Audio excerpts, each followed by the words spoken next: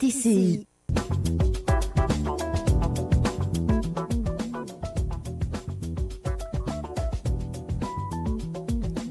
Vous êtes à l'écoute du récap de RTCI. Bonjour à toutes et à tous. La mobilisation citoyenne ne faiblit pas à Gabès. Les habitants réclament toujours le démantèlement des unités polluantes du groupe chimique tunisien qui sont responsables d'une grave crise environnementale et sanitaire en cause. D'un côté, les émanations de gaz toxiques, mais surtout le déversement massif de phosphogypse en mer. Ce résidu industriel, issu de l'industrie de phosphate, est rejeté en mer à un rythme de près de 15 000 tonnes par jour, provoquant une pollution marine étendue sur 3 km. Face à la pression, le ministre de l'Équipement Salah Zoueri a pris un engagement fort cette semaine au Parlement. Le gouvernement arrêtera définitivement le déversement en mer. L'objectif est clair, la mise en place d'un site de stockage contrôlé et la valorisation circulaire du phosphogypse. Cette stratégie s'appuie sur des exemples réussis à l'étranger en Tunisie et des rapports publiés même par le Comité national de valorisation du phosphogypse. On va en parler davantage avec le président du comité, M. Limam Aloui, professeur de chimie à l'université de Gafsa et je rappelle, président du Comité national de valorisation du phosphogypse. Bonjour et bienvenue sur RTCI. Bonjour à vous et bonjour à tous nos auditeurs.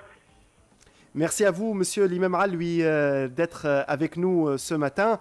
D'abord, on va revenir sur ce comité-là qui a été créé il y a un an déjà. Oui. Quel était l'objectif de ce comité et le rapport publié par votre commission ? Voilà, donc bonjour à tout le monde. À la demande du gouvernement, il a été choisi 8 universitaires et 8 experts internationaux, tunisiens bien sûr, et avec l'appui des recherches publiées en Tunisie et à l'étranger. Donc le but était de voir la toxicité de phosphogypse et est-ce qu'on peut toujours le considérer comme un déchet ou lui donner la qualité de coproduit.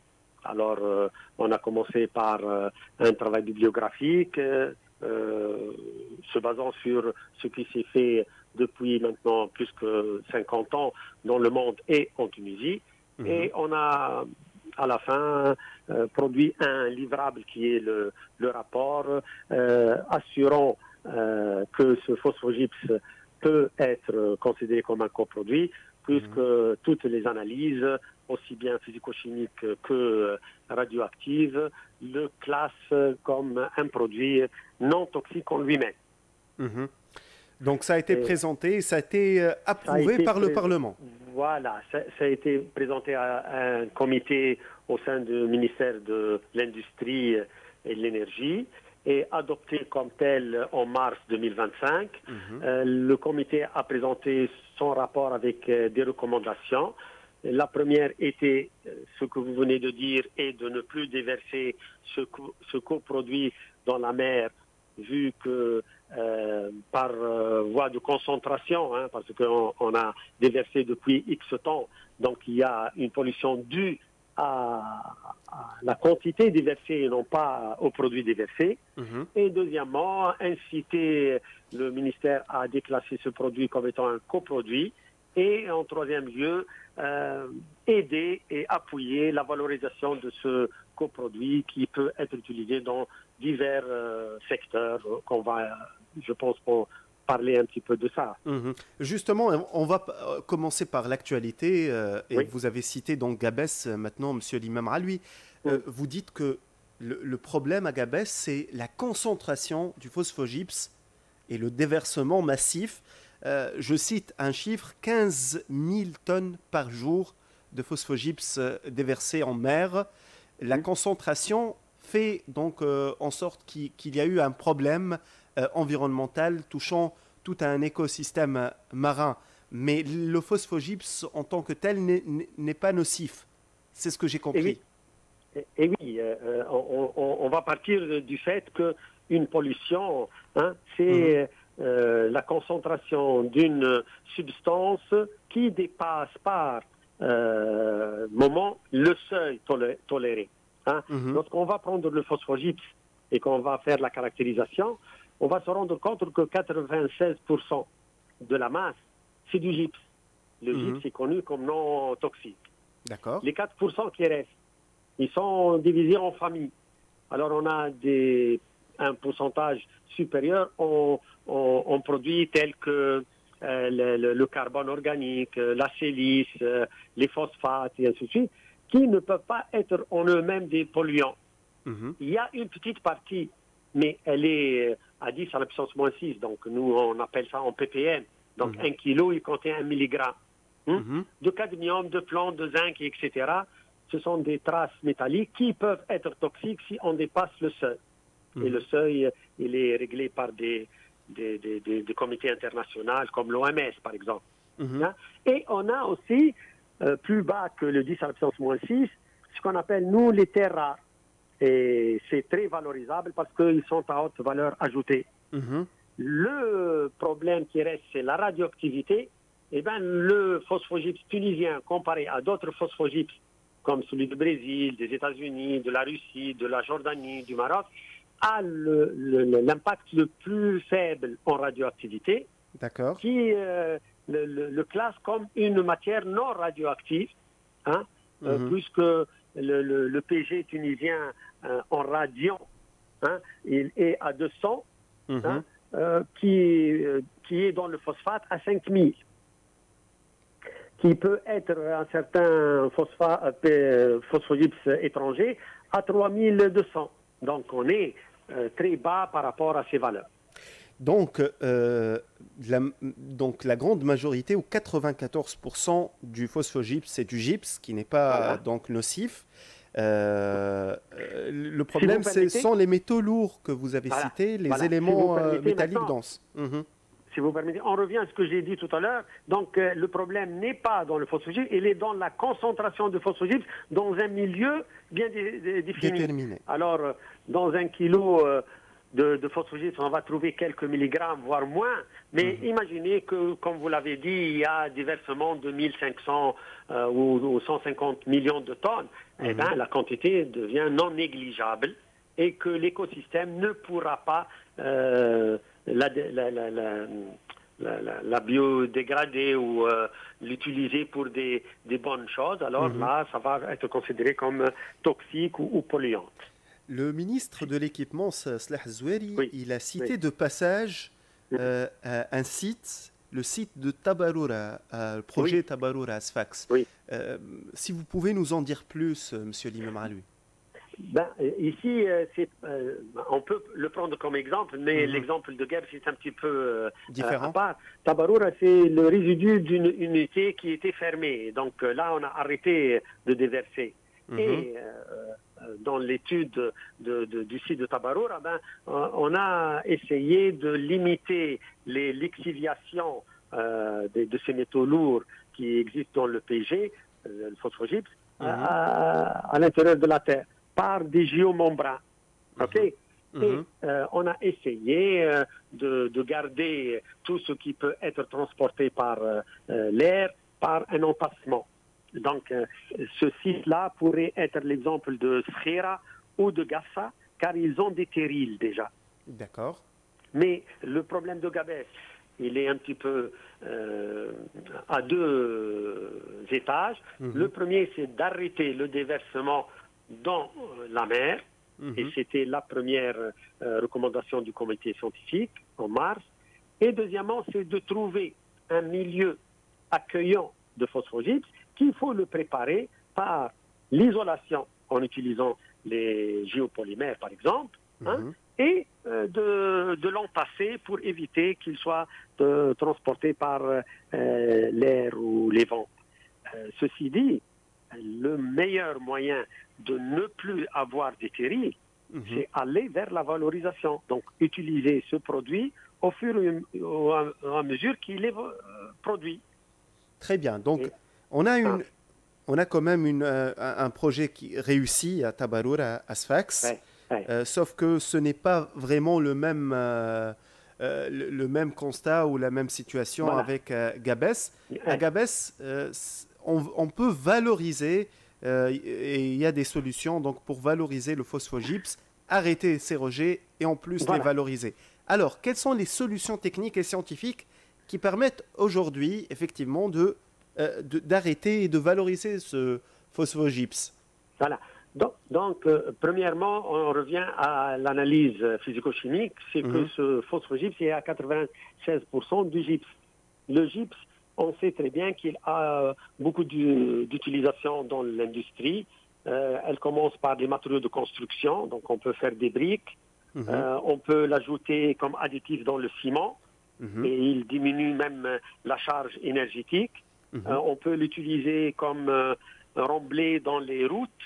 Et les expériences sont faites en Russie et aux États-Unis. Très bien. Et ça marche très bien. On peut l'ajouter comme en valorisation technique dans le papier. Oui. Il peut être utilisé comme charge de papier. On peut l'utiliser, et ça, ce qu'on a mis l'accent, c'est en l'utilisant comme étant un fertilisant ou un amendement de terre saline. Très bien. L'expérience a montré des résultats et des rendements de production meilleurs en Espagne et en Brésil. Donc, si on prend ces axes que je viens de citer et que ce n'est pas exhaustif, oui. on peut utiliser un maximum de ce phosphogypse stocké et donc on peut y aller vers un stockage minimal ou zéro stockage et donc il n'y aura plus de pollution. D'accord. Comment le stocker techniquement? Vous avez parlé donc des secteurs voilà. où on peut utiliser le phosphogypse. Vous avez cité l'agriculture, la construction, les bâtiments et tout. Voilà. Mais comment stocker si pour moi, personnellement, Monsieur Limam Alioui, si vous me dites qu'il y a une grande concentration en mer, donc il y a des effets nocifs sur l'écosystème marin, je vous dirais qu'il y aura de même pour le stockage dans une usine ou un autre espace. Donc, ce sera le même problème. Non, ce n'est pas le même problème, parce que là, une valorisation, c'est un déplacement de la matière. Lorsque je veux faire un amendement du sol, je veux utiliser les sols salins pour les rendre à pH normal. Donc, je veux, comme si les gens qui savent un petit peu les amendements dans l'agriculture, c'est comme l'utilisation de la margine pour l'amendement des terres. On va utiliser des quantités bien calculées sur des grandes surfaces. Et là, on ne va pas avoir la concentration des métaux lourds dans un espace égale à celle qui se trouve maintenant dans la mer du golfe de Gabès. Donc, c'est étendre ce grand tonnage à une très grande superficie. D'accord. Si on va l'utiliser dans la fabrication des matériaux de construction, que ce soit en ciment ou en briques, ben là, il n'y aura aucun problème parce que au point de vue radioactivité, il est très bas. Au point de vue métaux lourds, ben, les métaux lourds existent toujours dans les briques. Ils ne quittent pas les briques pour aller ailleurs. Le problème qui se passe dans l'écosystème marin, c'est qu'elle peut être transportée par la mer. Et elle peut faire une barrière de vie parce que c'est toxique et local. Mais la valorisation, elle va éviter tous ces problèmes. Donc ça représente un coproduit donc supplémentaire pour le groupe chimique tunisien, pour le vendre. Oui, parce que le groupe chimique est connu par exemple, un fertilisant qui s'appelle le TSP, le trisuperphosphate. Eh bien, en ajoutant le phosphogypse à ce trisuperphosphate, on peut diminuer la quantité de phosphate pour augmenter la quantité du sulfate et de calcium dont la terre en a besoin. Et ça pourrait être vendu comme étant un fertilisant ajouté au TSP, au DAP, et ainsi de suite. Donc ici, je pense que les solutions existent, même si on pose la question à des ingénieurs du groupe chimique. Et le tout, c'est de faire une stratégie et qu'on commence à commencer le travail maintenant. Déjà, on a depuis mars jusqu'à maintenant, on a 6 mois. Donc, justement, mais la pourquoi... pollution aussi, elle se calcule en retard de l'action. Effectivement. Pourquoi il n'y a pas eu de réaction juste après la publication de ce rapport et la classification du phosphogypse en tant que coproduit? Pourquoi? Qu'est-ce qui fait qu'il y ait des obstacles pour la mise en place de cette solution durable? Ça c'est une question à du mal. Oui. Je ne pourrais pas donner une réponse viable. Techniquement, si on peut dire, est-ce qu'il faut mettre en place une infrastructure bien déterminée, des machines? Peut-être, oui. Le passage d'une idée à la réalisation, il y a toujours un temps de latence, mais qui ne doit pas être très lent. Par exemple, le phosphogypse, comme amendement, il peut être fait. L'Inde et l'Égypte le vendent en sac de 25 kilos. Pour l'usage en cimenterie, le groupe chimique peut faire des conventions avec les cimenteries qui se trouvent en long et en large en Tunisie et qui peuvent vendre une partie. Pour les briques, il faut, si mes souvenirs sont bons, le groupe chimique comme la compagnie de phosphate GAFSA a ce qu'on appelle l'essaimage. Elle peut créer ou aider à créer une entreprise tout autour d'elle. Justement. Donc nous sommes en train de rater une occasion en or pour gagner encore plus à travers ce coproduit. Voilà, directement lorsque ce matériau est devenu coproduit, donc celui qui jette un coproduit, il a un manque à gagner. Ok, donc une usine qui jette un déchet, je le comprends, quoique elle n'a pas le droit. Mais si elle jette un coproduit, elle doit se poser la question parce qu'elle est en train de jeter de l'argent à la mer. C'est le cas. Justement. Monsieur l'imam, lui, est-ce qu'on a le même cas à GAFSA? À GAFSA, on a un terril. Donc, jusqu'à maintenant, il y a le problème, mais on peut l'anticiper. Parce qu'il est dans un terril, dans une région. On a fait des études tout autour.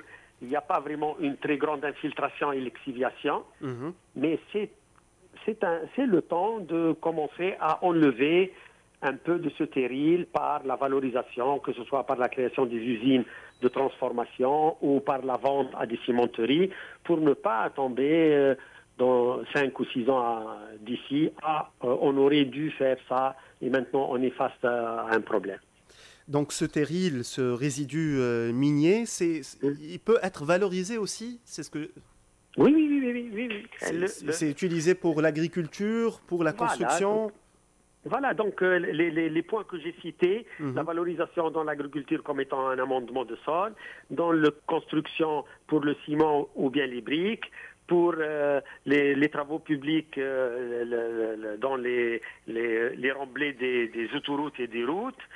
On peut faire une partie purifiée pour la charge de papier, parce que le papier qu'on vend, il a une charge minérale. Et il y a des travaux qui ont remplacé le calcaire par le phosphogypse. Il y a pas mal de petites idées qui peuvent donner des start-up. Et on attend à ce que ça démarre, parce qu'on commence à perdre du temps. Ce qui est vraiment impressionnant, c'est que d'un côté, donc, il y a la colère, ça vient du rejet de phosphogypse et du terril, de la GAFSA et ailleurs, des émanations et tout.